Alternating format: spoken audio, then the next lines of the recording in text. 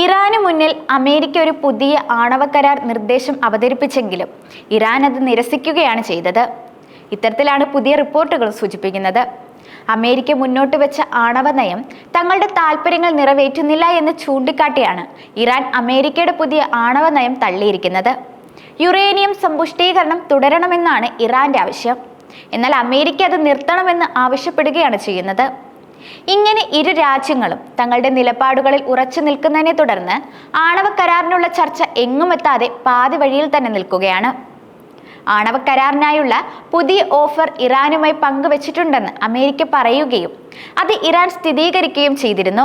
ട്രംപിന്റെ പ്രത്യേക ദൂതൻ സ്റ്റീവ് വിറ്റ്കോഫ് ഇറാൻ ഭരണകൂടത്തിന്റെ വിശദവും സ്വീകാര്യവുമായ ഒരു നിർദ്ദേശം അയച്ചിട്ടുണ്ടെന്നും അത് അംഗീകരിക്കുന്നതാണ് അവർക്ക് നല്ലതെന്നും ഇല്ലെങ്കിൽ പ്രസിഡന്റ് തന്നെ ആവർത്തിച്ചതുപോലെ അവർ ഗുരുതരമായ പ്രത്യാഘാതങ്ങൾ നേരിടേണ്ടി വരുമെന്നും white house press secretary Karoline Leavitt താക്കീത് നൽകുകയും ചെയ്തിട്ടുണ്ട്. ഇറാന് ഒരിക്കലും ഒരു ആണവ ബോംബ് നിർമ്മിക്കാൻ കഴിയില്ലെന്ന് പ്രസിഡന്റ് ട്രംപ് വ്യക്തമാക്കിയിട്ടുണ്ടെന്നും ലെവിറ്റ് പറയുന്നുണ്ട്. അതേസമയം ഇറാൻ ഒരിക്കലും യുറേനിയം സമ്പുഷ്ടീകരണം ഉപേക്ഷിക്കില്ലെന്ന് ഇറാന്റെ പരമോന്നത നേതാവ് ആയത്തുള്ള അലി ഖമേനി ശക്തമായ ഭാഷയിൽ തന്നെ അറിയിച്ചിട്ടുണ്ട്. ഇറാനിലെ ജനങ്ങളുടെ തത്വങ്ങൾക്കും ദേശീയ താൽപര്യങ്ങൾക്കും അവകാശങ്ങൾക്കും അനുസൃതമായി അമേരിക്കൻ നിർദ്ദേശത്തോട് ഇറാൻ പ്രതികരിക്കുമെന്ന് ഇറാൻ വിദേശകാര്യമന്ത്രി അബ്ബാസ് അരാക്ചി നേരത്തെ പറഞ്ഞിരുന്നു. ഇറാന്റെ ആണവ പദ്ധതി സംബന്ധിച്ച് അമേരിക്കയും ഇറാനും തമ്മിലുള്ള 6ാം റൗണ്ട് ചർച്ചകൾ നടക്കുന്നതിനിടെയാണ് ഇപ്പോൾ പുതിയ സംഭവ വികാസം ഉണ്ടായിരിക്കുന്നത്. ഇറാന്റെ ആണവ സമ്പുഷ്ടീകരണ കേന്ദ്രങ്ങൾ ഉപേക്ഷിക്കണമെന്ന് അമേരിക്ക നിർബന്ധം പിടിച്ചുകൊണ്ടിരിക്കുകയാണെന്നതാണ് പ്രശ്നത്തിന്റെ കാതൽ. എന്നാൽ ഇറാൻ അത് പൂർണ്ണമായും നിരസിക്കുകയാണ് ചെയ്യുന്നത്. യുറേനിയം സമ്പുഷ്ടമാക്കാൻ ശ്രമിക്കുന്നതായി ഇറാൻ നിഷേധിക്കുന്നു. എന്നിരുന്നാലും UN അറ്റോമിക് ഏജൻസിയുടെ റിപ്പോർട്ട് കാണിക്കുന്നത് ഇറാൻ 3 സ്ഥലങ്ങളിൽ വെളിപ്പെടുത്താത്ത വസ്തുക്കൾ ഉപയോഗിച്ച് രഹസ്യ ആണവ പ്രവർത്തനങ്ങൾ നടത്തിയിട്ടുണ്ട് എന്നാണ്. യുറേനിയം സമ്പുഷ്ടീകരണം നമ്മുടെ ആണവ പരിപാടിയുടെ താക്കോലാണ്. ശത്രുക്കൾ സമ്പുഷ്ടീകരണത്തിൽ ശ്രദ്ധ കേന്ദ്രീകരിച്ചിരിക്കുന്നുവെന്നും ഖമേനി പറയുന്നുണ്ട്. സ്വാതന്ത്ര്യം എന്നാൽ അമേരിക്കയെ പോലുള്ളവരിൽ നിന്നും പച്ചക്കൊടി പ്രതീക്ഷിക്കാതിരിക്കുക എന്നാണെന്നും അദ്ദേഹം പറഞ്ഞു. അമേരിക്കയുടെ ആണവ കരാർ 1979 ഇസ്ലാമിക വിപ്ലവത്തിന്റെ പ്രത്യയശാസ്ത്രത്തിന് 100% എതിരാണ് എന്നും ഇറാന്റെ പരമോന്നത നേതാവ് ആയത്തുള്ള ഖമേനി ചൂണ്ടിക്കാണിക്കുന്നുണ്ട്.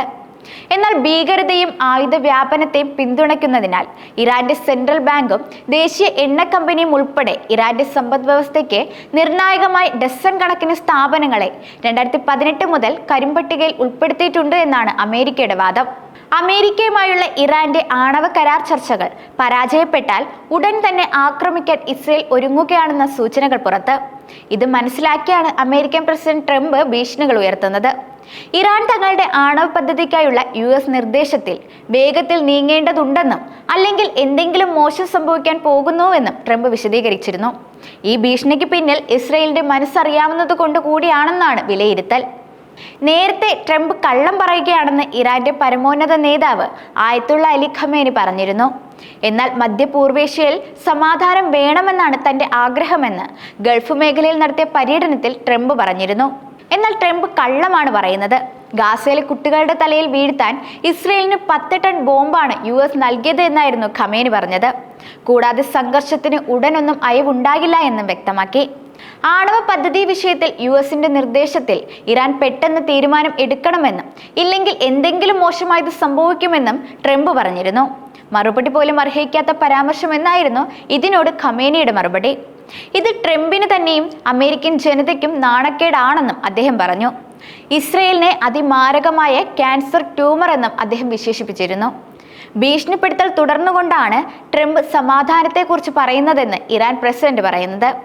ഇതിലേതാണ് വിശ്വസിക്കേണ്ടത്? ഒരിക്കൽ സമാധാനത്തെക്കുറിച്ച് പറയും, പിന്നീട് ഭീഷണിപ്പെടുത്തും. US-ഉമായുള്ള ആണവ ചർച്ചകൾ ഇറാൻ തുടരും. ഭീഷണികളെ ഭയക്കുന്നില്ല, ഞങ്ങൾ യുദ്ധം ആഗ്രഹിക്കുന്നില്ല എന്നും അദ്ദേഹം കൂട്ടിച്ചേർത്തു. അതിനിടെ വലിയ ആക്രമണത്തിന് ഇസ്രയേൽ പദ്ധതി ഇടുന്നു എന്ന് അമേരിക്കൻ രഹസ്യാന്വേഷണ വിഭാഗം പുറത്തുവിട്ട റിപ്പോർട്ട് സൂചിപ്പിക്കുന്നുണ്ട്. ഇറാന്റെ ആണവ കേന്ദ്രങ്ങൾ ഇസ്രയേൽ ആക്രമിക്കുമെന്ന വിവരമാണ് അവർക്ക് ലഭിച്ചിരിക്കുന്നത്. ഇതോടെ വിപണിയിൽ വലിയ മാറ്റങ്ങളാണ് സംഭവിക്കുന്നത്. കൂടാതെ ക്രൂഡ് ഓയിൽ വിലയും ഉയരാൻ തുടങ്ങിയിട്ടുണ്ട്. ബ്രെന്റ് ക്രൂഡ് ബാരലിന് $66.57 വരെ ഉയർന്നു. മറ്റു ക്രൂഡ് ഇനങ്ങളുടെ വിലയും വർദ്ധിച്ചിട്ടുണ്ട്. അതേസമയം ഇറാന്റെ ആണവ പദ്ധതിയുടെ ഏറ്റവും വലിയ ശത്രുവായ ഇസ്രയേലിനെ ട്രംപ് ചർച്ചകളിൽ നിന്നും ഒഴിവാക്കിയത് പ്രധാനമന്ത്രി ബെഞ്ചമിൻ നെതന്യാഹുവിനെ ചൊടിപ്പിച്ചിട്ടുണ്ട്. ഇറാൻ ഏറ്റവും ദുർബലമായിരിക്കുന്ന ഈ സമയത്ത് സൈനിക ആക്രമണം നടത്തി അവരുടെ ആണവ താവളങ്ങൾ നശിപ്പിക്കണമെന്നാണ് ഇസ്രയേൽ കരുതുന്നത്. 2024 ഇസ്രയേൽ നടത്തിയ വ്യോമാക്രമണങ്ങൾ ഇറാന്റെ വ്യോമ പ്രതിരോധത്തിലെ വിടവുകൾ വെളിവാക്കിയിരുന്നു. 2025 അമേരിക്കയും ഇസ്രയേലും ചേർന്ന് സംയുക്ത സൈനിക അഭ്യാസങ്ങൾ നടത്തിയിരുന്നു. ഇസ്രയേൽ ആവശ്യപ്പെടുന്നത് സീറോ എൻഡിച്ച്മെന്റ് ആണ്, അതായത് ഇറാൻ യുറേനിയം ഒട്ടും സമ്പുഷ്ടീകരിക്കരുതെന്ന്. ഇത് ഇറാൻ അംഗീകരിക്കില്ല. ട്രംപിന്റെ സന്ദർശനത്തിൽ സൗദി അറേബ്യയ്ക്കും തുർക്കിക്കും ഖത്തറിനും മുൻഗണന കൊടുക്കുകയും സിറിയയ്ക്ക് മേലുള്ള ഉപരോധം നീക്കുകയും ചെയ്തത് അമേരിക്ക ഇസ്രയേൽ ബന്ധങ്ങളെ ഉലച്ചതായി വിലയിരുത്തുന്നുണ്ട്. പരിമിതമായ തോതിൽ സമ്പുഷ്ടീകരണം നടത്താൻ ഇറാനെ അനുവദിക്കുന്ന കരാർ അമേരിക്കയുമായി ഉണ്ടായാൽ അത് ഇസ്രയേലിനെ ഏകപക്ഷീയമായി പ്രവർത്തിക്കാൻ പ്രേരിപ്പിച്ചേക്കുമെന്നും വിലയിരുത്തലുണ്ട്. ട്രംപ് 2ാം തവണ അധികാരത്തിലെത്തിയ വേളയിൽ ഇറാനുമായി ആണവ ചർച്ച തുടങ്ങിയിട്ടുണ്ട്. പശ്ചിമേഷ്യയിലെ പ്രധാന എണ്ണ ഉൽപാദക രാജ്യമാണ് ഇറാൻ. അമേരിക്കയുടെ ഉപരോധം കാരണം ഇറാന്റെ എണ്ണ വേണ്ടത്ര വിപണിയിലെത്താറില്ല. ചൈന പോലുള്ള സഖ്യരാജ്യങ്ങൾ മാത്രമാണ് ഇറാനിൽ നിന്ന് എണ്ണ വാങ്ങുന്നത്. മറ്റു രാജ്യങ്ങളുമായുള്ള ഇടപാടുകൾ സാധ്യമാകണമെങ്കിൽ അമേരിക്കയുടെ ഉപരോധം നീങ്ങേണ്ടതായിട്ടുണ്ട്. ഇതിനുള്ള ചർച്ച നടന്നു വരവെയാണ് ഇസ്രയേൽ രഹസ്യ നീക്കം നടത്തുന്നത്.